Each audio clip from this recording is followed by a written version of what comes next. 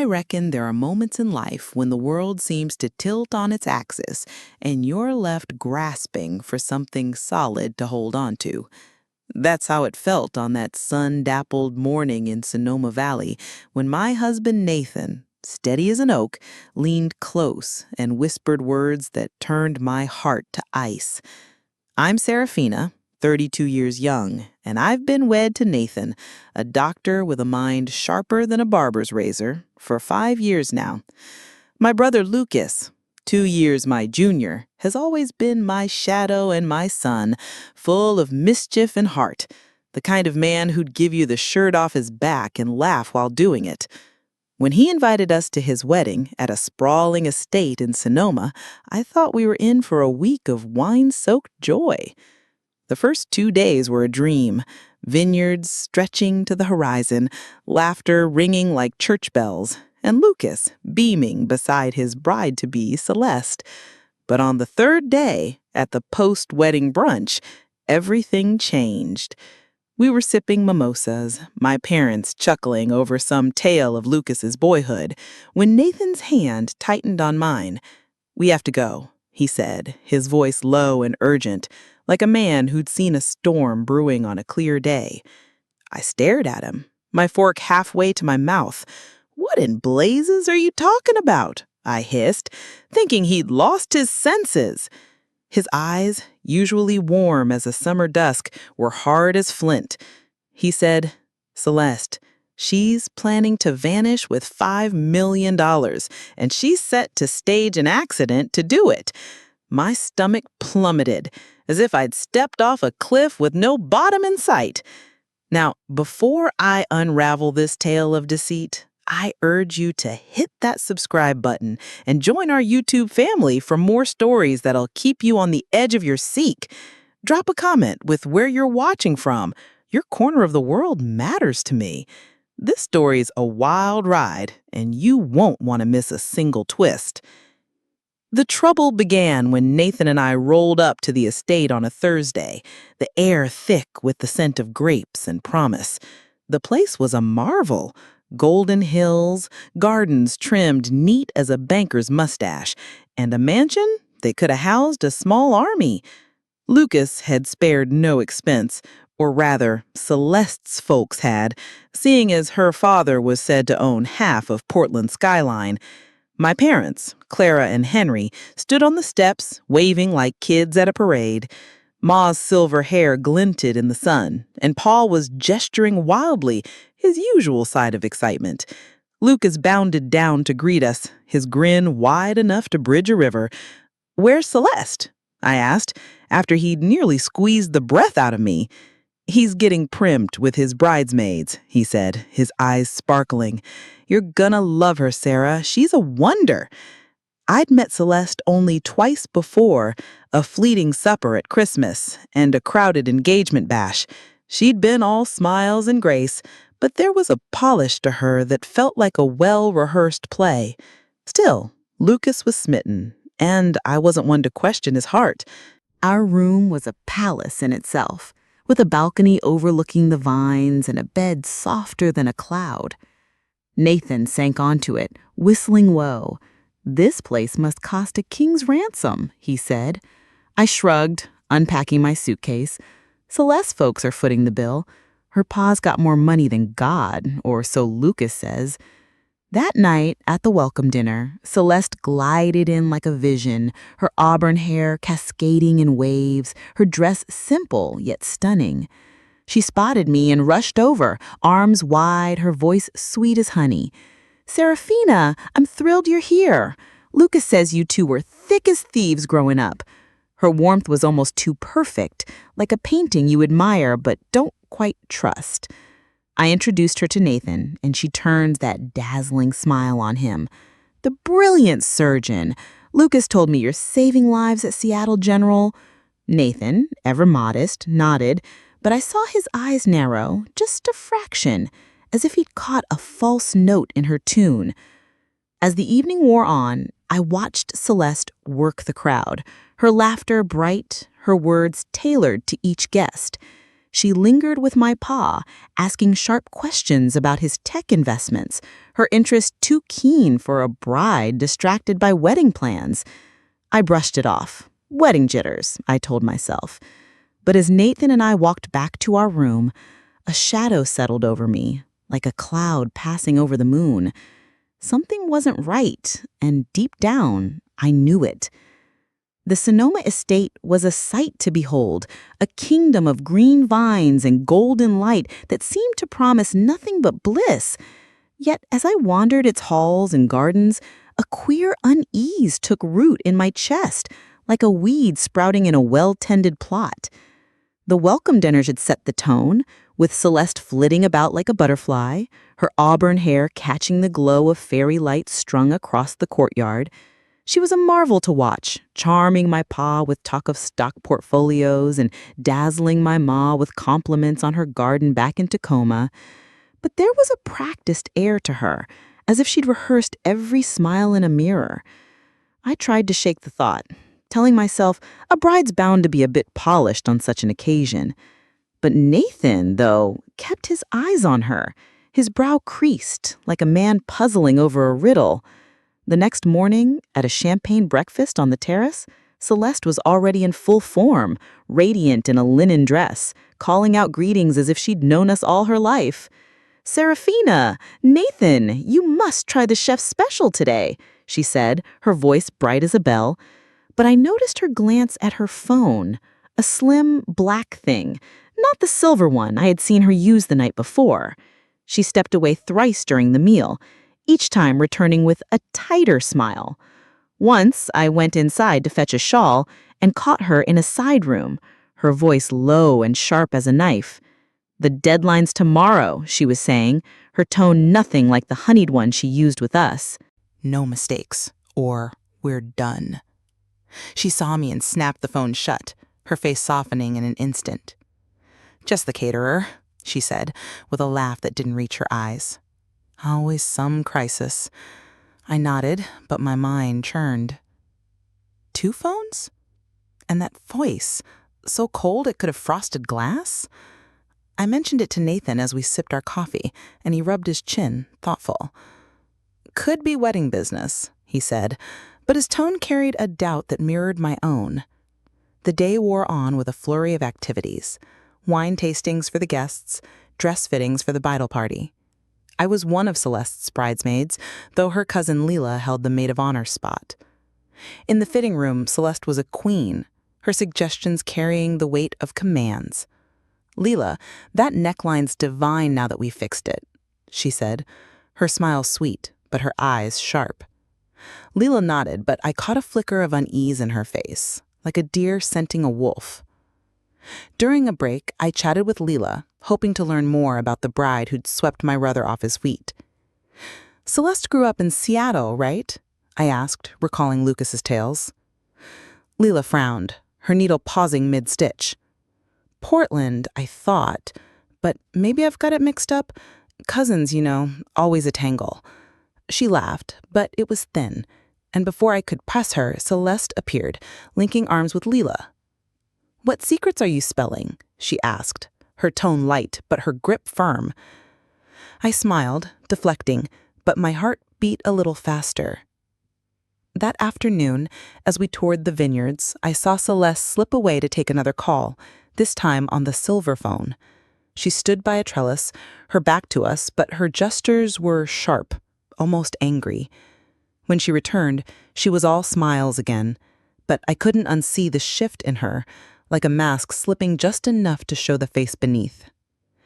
Nathan noticed too, his gaze following her as she rejoined the group. "He's working mighty hard to keep everyone happy," he said, his voice low.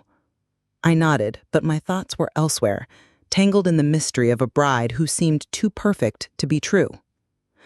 By evening at the rehearsal dinner, Celeste gave a speech that brought tears to my ma's eyes, all about finding her soulmate in Lucas and her home in our family. The room glowed with warmth, but I felt a chill, remembering her harsh words in that side room. As we walked back to our room, Nathan took my hand, his grip steady. "He says something's not square about her, And I knew he was right. The estate, for all its beauty, was starting to feel like a stage, and Celeste was playing a part I couldn't yet name. The days leading up to Lucas's wedding were a whirlwind of finery and festivity, yet each moment spent in Celeste's orbit deepened the shadow of doubt in my heart. The Sonoma estate, with its sun-kissed vines and polished halls, seemed to hum with secrets, and I found myself watching the bride like a hawk circling a field. The rehearsal day dawned bright, and Celeste was a vision of command, guiding the bridal party through their paces with a smile that masked an iron will. She positioned us under the rose-draped arbor, her instructions cloaked in honeyed words but firm as a general's orders. "Seraphina, step just a hair to the left. Perfect," she'd say, her eyes scanning us like a jeweler inspecting gems. I complied, but my mind was elsewhere, recalling the sharp edge in her voice I'd overheard the day before. During a break, I slipped into the main house to freshen up and caught sight of Celeste in the foyer berating a florist over a misplaced bouquet. "Do you have any idea how much this costs?" she snapped, her voice cold as a winter stream. The florist stammered an apology, and Celeste's face softened in an instant, her laugh light as air. "No harm done," she said, patting the woman's arm. But I saw the florist's shoulders sag, as if she'd been struck by an unseen blow. Back at the rehearsal, I struck up a conversation with Leela, Celeste's cousin and maid of honor, hoping to untangle the bride's story. "Celeste is from Portland, isn't she?" I asked, casual as could be. Leela's brow furrowed, her fingers pausing over her bouquet. "Seattle, I believe? Or maybe I'm mixing her up with another cousin." She laughed, but it was a nervous sound, like a bell rung out of tune. Before I could press further, Celeste swept in, her arm looping through Leela's. "Keeping my secret safe?" she teased, her smile bright but her eyes sharp as a blade. I forced a cuckle, but my pulse quickened, sensing a web being spun around us. That afternoon, during the bridesmaids' fittings, Celeste's control was subtle but unyielding. She'd compliment a dress, then suggest a tweak that left no room for argument. "Leela, that shade of blush is divine now that we've adjusted the hem," she said, her tone warm but her gaze commanding. Leela nodded, her smile faint, and I wondered what hold Celeste had over her. The seamstress proposed a slight change to Celeste's veil, and for a moment her eyes flashed with a fury that chilled me. "We'll keep it as planned," she said, her voice tight as a drawn bowstring. The seamstress backed down, and Celeste's smile returned, but I saw the mask slip, revealing something hard beneath. Later, as we gathered for a wine tasting, I noticed a stranger among the guests, a tall man with a hawkish face, lingering near Celeste. She greeted him with a nod, too brief to be casual, and they stepped aside, their heads bent close. I couldn't hear their words, but their gestures were sharp, and their expression one I hadn't seen before, calculating, almost predatory. When she rejoined us, she was all charm again, but the stranger vanished into the crowd, leaving me with a knot in my stomach. Nathan, ever watchful, caught my eye, his brow raised in silent question. I shook my head, unable to voice the unease that gnawed at me. By evening, at the bridesmaids' dinner, Celeste was the picture of grace, toasting Lucas and our family with words that brought tears to my ma's eyes. Yet she excused herself twice, each time returning with a tighter jaw, as if wrestling some invisible foe. As we left the restaurant, I saw Nathan waiting in the lobby, his face thoughtful. He'd been at the groomsmen's dinner, but his mind was clearly elsewhere. "Something's brewing," he said, his voice low, and I knew he felt the same shadow I did. The estate's beauty was a veneer, and Celeste, for all her polish, was hiding a truth that threatened to unravel us all. The Sonoma estate, with its gilded halls and vine-clad hills, was a stage set for joy, but beneath its splendor, a darker play was unfolding.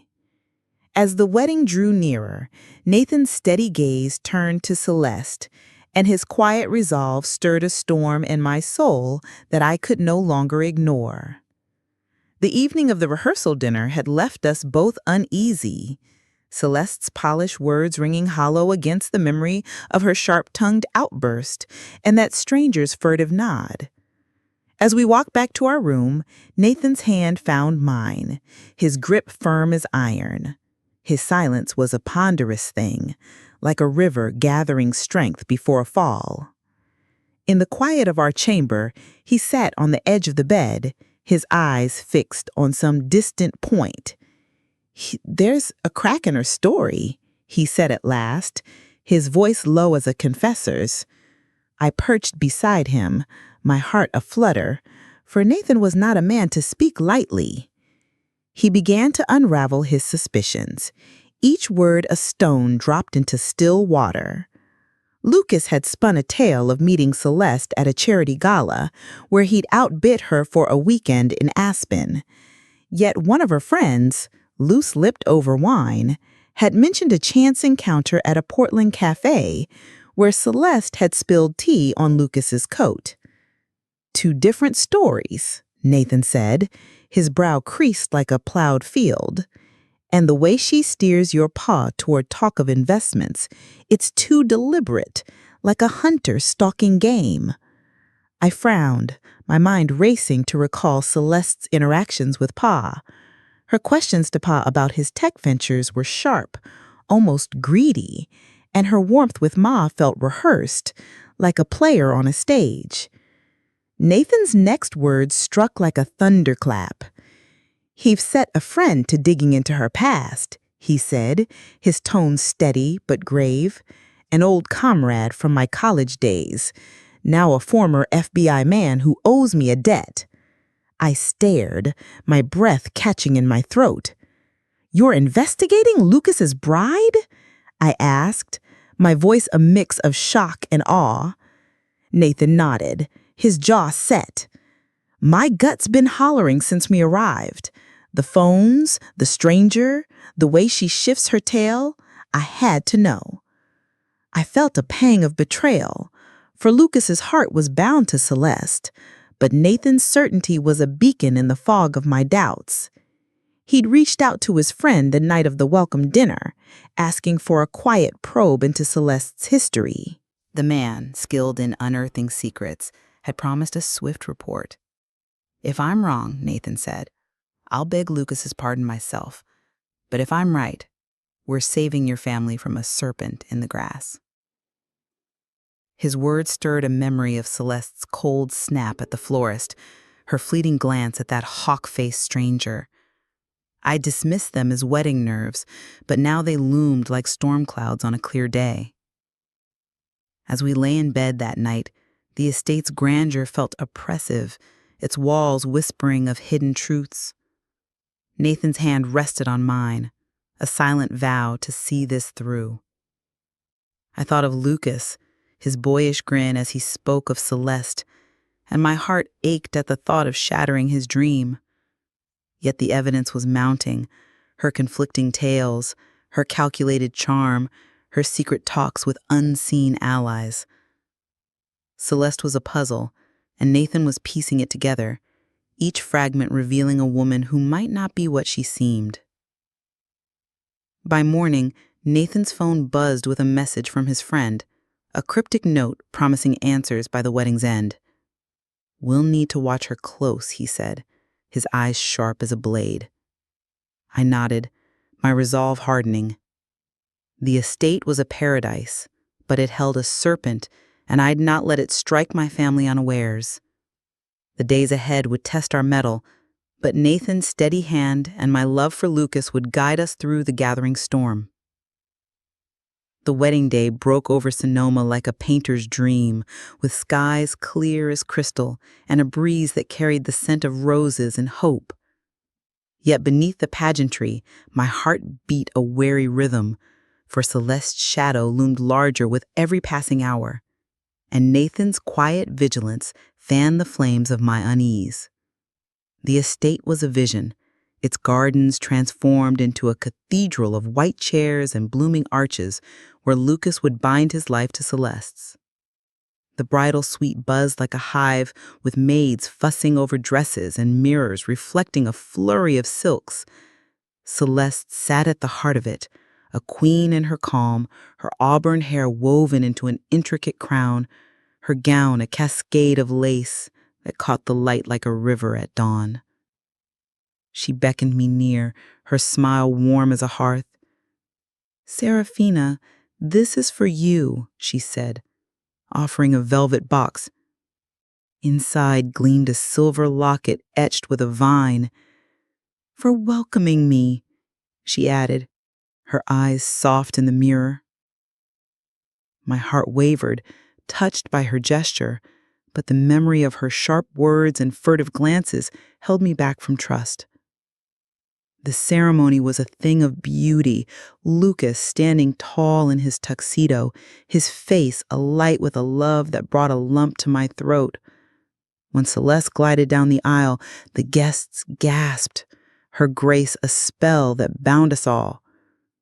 Their vows were poetry, her voice trembling at just the right moments, speaking of a home found in Lucas and our kin. I wanted to believe her, to see only the bride my brother adored. But Nathan's hand on mine was a reminder of the truth we sought. At the reception, Celeste was a star, floating from table to table, her laughter a melody that charmed every soul. She lingered with my pa, Henry, drawing him into talk of tech ventures with a keenness that set my nerves on edge. Her uncle, a wiry man with eyes like a fox, joined them, his voice smooth as oil, urging Pa toward a deal that promised riches. "With your expertise and my contacts in Singapore, we could build an empire," he said, his words drifting to me as I passed. Pa nodded, his face bright with interest, and I felt a chill, for the man's smile was a predator's, and Celeste's nod to him was too knowing. Nathan, ever watchful, moved through the crowd, his lens discreetly capturing moments that were more than memories. I caught him near the bandstand, his lens trained on Celeste and her uncle as they spoke in low, urgent tones. Later, he showed me a clip, their words muffled but clear enough to catch a phrase. "The transfer set for tomorrow." My blood ran cold, for the urgency in her voice echoed the deadline I'd overheard days before. "What's she planning?" I whispered, but Nathan's grim shake of head was answer enough. We needed more. As the night wore on, I noticed Celeste's guest list was thin on true kin. Lila, her cousin, was there, and the uncles and aunt, but no childhood friends, no tales of her past beyond what she'd spun for Lucas. Her accent, too, shifted, a West Coast lilt with Pa, but a sharper Eastern clip with her uncle. Nathan leaned close as we danced, his voice a murmur. "She's a chameleon, changing to fit her mark." I nodded, my eyes on Celeste, who steered Pa away from a curious guest with a deftness that spoke of practice. The revelry stretched past midnight, but my heart was heavy, torn between the joy of Lucas's union and the dread of what lay beneath. Celeste was a puzzle, her pieces scattered, and Nathan's quiet resolve was the only light in the gathering dark. The estate glowed, but its beauty was a mask, and I knew the morrow would bring truths that might break us all.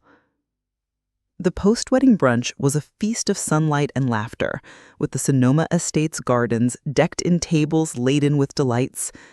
Yet as I sat among my kin, the joy of Lucas's union was overshadowed by a truth that struck like a thunderbolt, unraveling the fragile peace of that golden morning.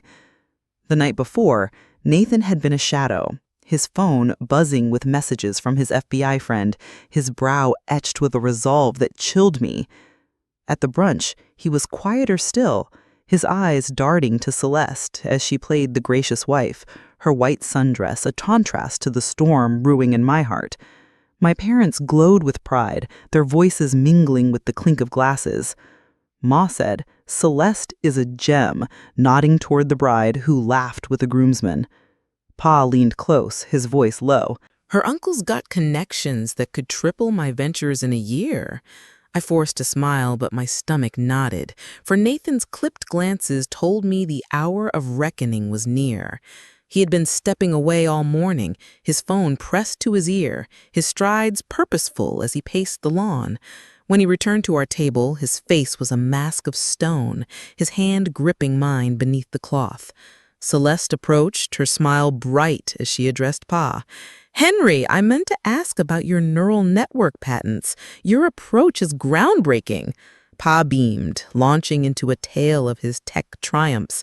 But her knowledge of his private work, details not shared beyond our family, set my nerves ablaze. How did she know such things? Nathan leaned close, his breath warm against my ear. "We need to leave now," he whispered, his voice a blade cutting through the morning's warmth. I turned, my eyes wide. "Leave? The brunch isn't over." His jaw tightened, his gaze flicking to Celeste. "She's not who she claims. Natasha Volkov, that's her true name. A con artist set to steal $5 million from your father. She's planning a staged accident to cover her escape, and Lucas could be caught in the crossfire." My blood turned to ice, my fork clattering to the plate. "That's madness," I hissed, but his eyes held a truth I couldn't deny. He rose abruptly, his voice smooth as he addressed the table. "Folks, I'm sorry, but the hospital's called me back for an emergency surgery. We've got to head to Seattle." Ma's face fell, but Celeste's smile was perfect, her concern too polished. "Such a shame," she said, embracing me, but her touch was cold, and her eyes held a flicker of calculation that chilled my spine. We made our excuses, Nathan's arm steering me toward our rental car, and within 20 minutes we were speeding away from the estate, the vineyards blurring past like a fading dream.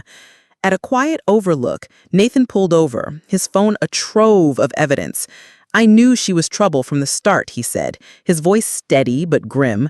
"Her tales didn't add up, and that uncle's push for your pa's money was too slick." He showed me a driver's license, Natasha Volkov, her face unmistakably Celeste's, issued in Miami 3 years ago. She'd swindled a tech mogul out of $3 million, vanishing after luring him into a sham investment. News clippings followed, tales of fraud across states, and a chilling FBI bulletin naming her as a suspect in the syndicate schemes. "Lucas was her way in," he said. "Your pa's fortune was the prize. And this accident? She's planning it to fake her death and take the money." I stared at the screen, my hands trembling, the weight of betrayal crushing my chest. Celeste or Natasha had spun a web around my brother, and the thought of Lucas in danger twisted my heart. "We have to stop her," I said, my voice shaking but firm. Nathan nodded, his eyes a beacon in the storm. The estate was behind us, but the battle was just beginning, and I'd not let that serpent sink her fangs into my family.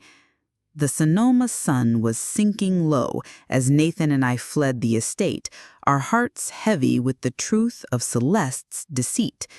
In a quiet town a few miles off, we took refuge in a modest hotel, its plain walls a stark contrast to the grandeur we'd left behind, and there we set to weaving a net to catch a serpent before she could strike.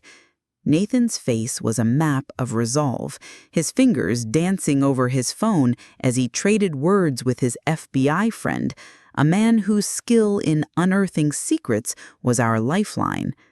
The evidence he'd shown me, Natasha Volkov's license, her trail of fraud, the syndicate's shadow, had burned away my doubts, leaving only a fierce need to protect my kin. But evidence, Nathan warned, was like a half-built bridge. We needed more to cross the chasm and bring Celeste to heal. "She's close to making her move," he said, his voice steady as a judge's gavel. "That accident she's planning? It's set for tomorrow, and your pa's fortune is the prize." I thought of Lucas, his grin wide as a river as he danced with Celeste, and my chest ached at the betrayal he'd soon face. But sentiment would not save us. Action would. I reached for my phone and called a friend, Eliza, a wizard of circuits and codes who'd cut her teeth in cybersecurity. "Eliza, I need your help," I said, my words tumbling out like stones down a hill. I spun a tale of Celeste's treachery, of the $5 million at risk, and the hacked server we suspected she'd breached. Eliza's shock was palpable, but her loyalty to our family, forged when Pa gave her a start in the trade, was ironclad. "She'll need your father's permission to dig into his systems," she said, her voice crisp. "This ain't exactly by the book." I called Pa, weaving a yarn about Nathan needing tech advice for a colleague, and asked if Eliza could peek at his server logs. Pa, ever trusting, agreed without a blink, sending the credentials she needed. 2 hours later, Eliza's voice crackled through the line, tense as a drawn bow. "Someone's been in his server, a sophisticated hack 3 days old, siphoning data, account numbers, passwords, even your Pa's patent filings. It's a gold mine for a thief." My blood ran cold, for the intrusion traced to a device on the estate's Wi-Fi, meaning Celeste or her allies had struck from within. "There's more," Eliza added. "I found a fake insurance policy tied to a car accident with Lucas named as the beneficiary. It's a setup to make her disappearance look clean." I relayed this to Nathan, my hand shaking as the pieces fell into place. Celeste's plan was a devil's gambit, not just to steal Pa's fortune, but to risk Lucas's life in a staged crash that would let her vanish with the loot. Nathan's eyes darkened, his jaw set like granite. "We've got to move tonight," he said, "before she can pull the trigger." Eliza had locked the server, changing critical passwords, but the data Celeste already held was a ticking bomb. We needed to confront her, to lay bare her scheme before she could slip away. We drove back to the estate, the night cloaking us in shadow, and I texted Lucas, begging him to meet us in the library, saying only that it concerned Celeste and was dire. As we waited, Nathan pulled up more evidence, a bank transfer scheduled for dawn linked to an offshore account in Natasha Volkov's name. The syndicate's hand was clear, and Celeste was but a pawn in their larger game. Yet her claws were sharp enough to rend our family apart. My heart pounded, for the confrontation loomed, and Lucas's world was about to shatter. But I'd stand by him, as I always had, and with Nathan's steady hand, we'd face the storm together. The library of the Sonoma estate was a somber stage, its oak shelves heavy with secrets as we gathered to unmask the serpent in our midst. The air was thick with the weight of betrayal, and my heart beat a mournful tune. For Lucas stood before us, his eyes hollow with the dread of truths yet unspoken. We had summoned Celeste under the guise of a family crisis, and she arrived, a vision of concern in jeans and a sweater, her auburn hair tied back like a schoolgirl's. But her grace was a veneer. And Nathan's laptop, open on the desk, held the keys to her undoing. Lucas, my brother, stood tall despite the storm brewing within him, his face a mask of pain and resolve. Our parents, Clara and Henry, flanked us, their trust in Celeste fraying like a worn rope. I watched her enter, her eyes scanning our faces, and I knew the moment of reckoning had come. Lucas stepped forward, his voice steady but laced with sorrow. He named her Natasha Volkov, a con artist who'd woven a web of lies to snare our family's fortune. Her expression flickered. Surprise, then calculation, swiftly cloaked in confusion. Nathan moved to the laptop, his fingers unveiling a gallery of evidence, a Miami license bearing her face, news of a $3 million heist, bank records of a $5 million transfer set for dawn. "I targeted your father," I said, my voice trembling with fury, "and planned to stage an accident, risking Lucas's life to cover your tracks." Her eyes narrowed, assessing the room, but we'd barred her escape with the bluff of security at the gates. For a moment, she clung to her facade, her voice a plea of innocence, but our certainty was a wall she could not scale. Then, Like a curtain falling, her posture shifted, her face hardening into a cold, unfamiliar mask.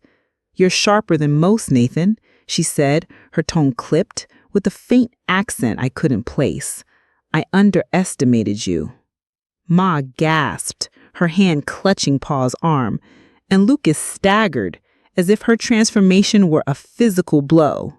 She admitted her scheme, her words a venomous stream, how she'd studied our family, how Lucas was but a key to Pa's wealth, how her uncle, her lover and syndicate partner, had orchestrated the con. But she was not done. With a smirk, she dangled a threat, forged documents, planted to frame Lucas for fraud, ready to leak if we pursued her. "Prosecute me," she said, "and your brother's name will be mud, his career ruined." My heart sank, for Lucas's eyes widened, the pain of her betrayal now laced with fear. Pa's face darkened, his voice a growl. "You've misjudged us," he said, but her threat hung heavy, a blade poised to strike. Nathan's gaze met mine, his resolve a beacon, and I knew we'd not let her twist the knife deeper. The room pulsed with tension, Celeste's defiance a challenge to our unity. Lucas, his voice breaking, demanded to know if any part of her love was real. She tilted her head, her smile cruel. "You were useful," she said, "but business is business." His shoulders sagged, and I longed to shield him, but the truth was a wound we'd all bear. We stood together, a family tested but unbroken, and I knew the battle was not yet won, for Celeste's threat was a shadow we'd yet to banish. The Sonoma Library, once a haven of quiet wisdom, was now a battlefield strewn with the wreckage of Celeste's lies. As Natasha Volkov stood before us, her defiance a fading ember, the tide turned and the weight of justice bore down upon her like a river in flood.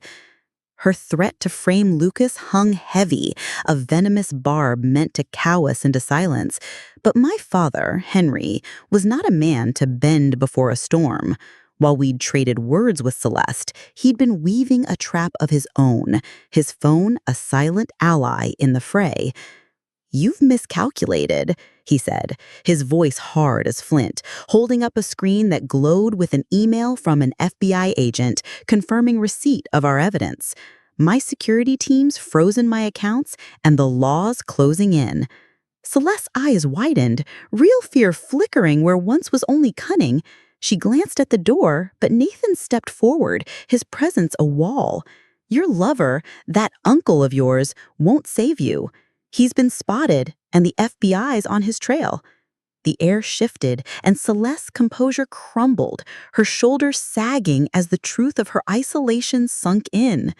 Moments later, a knock sounded, and Nathan's FBI friend, a stern man named Carver, entered with sheriff's deputies. They'd tracked her lover, revealed as Victor Crane, to a nearby inn, but he'd slipped their grasp in a chaotic chase, leaving Celeste to face the law alone.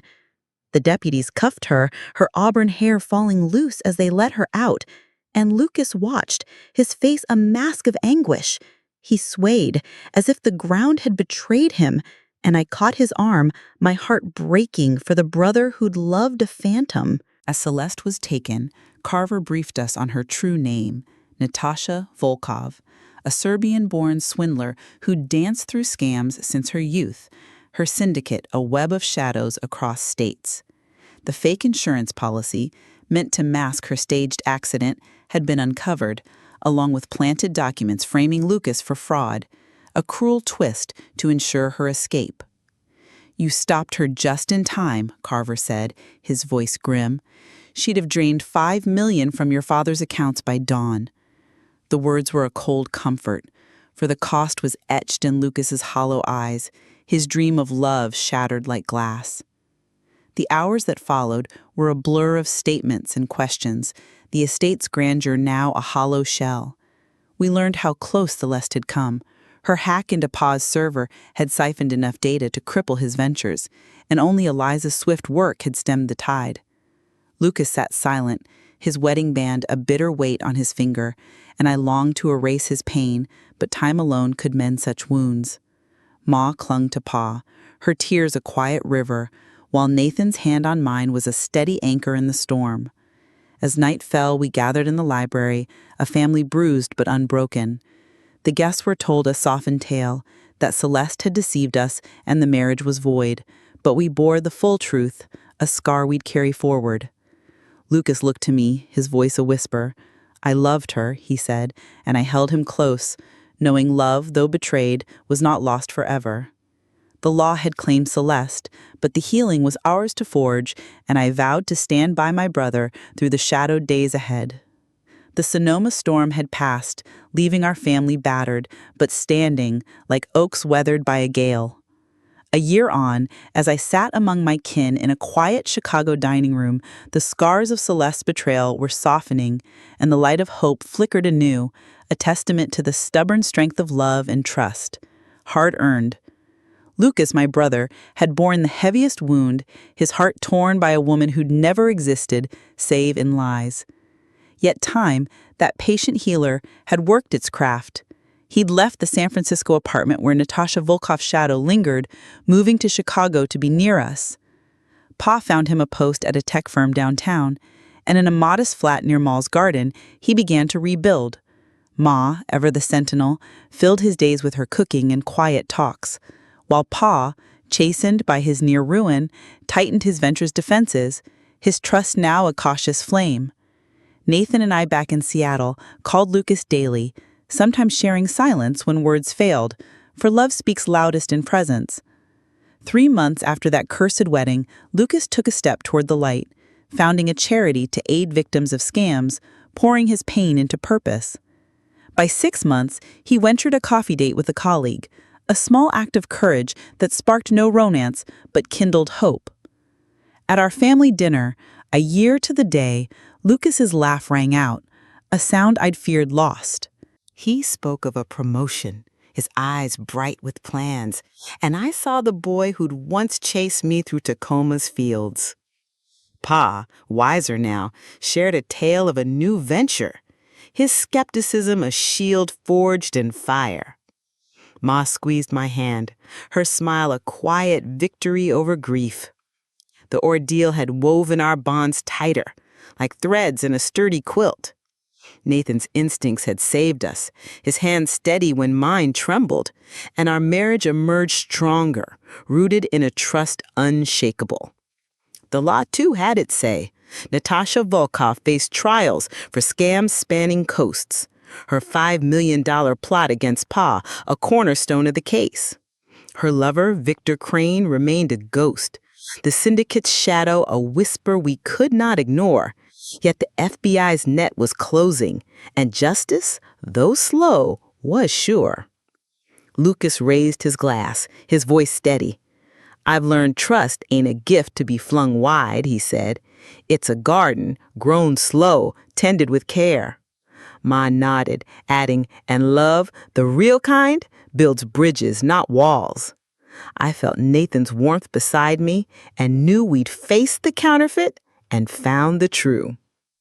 If this tale stirs your heart, hit that like button, share it with a friend, and subscribe for more stories of grit and grace. Trust your instincts, for beneath the polished surface, truth waits to be found, and love, when genuine, endures the test of time.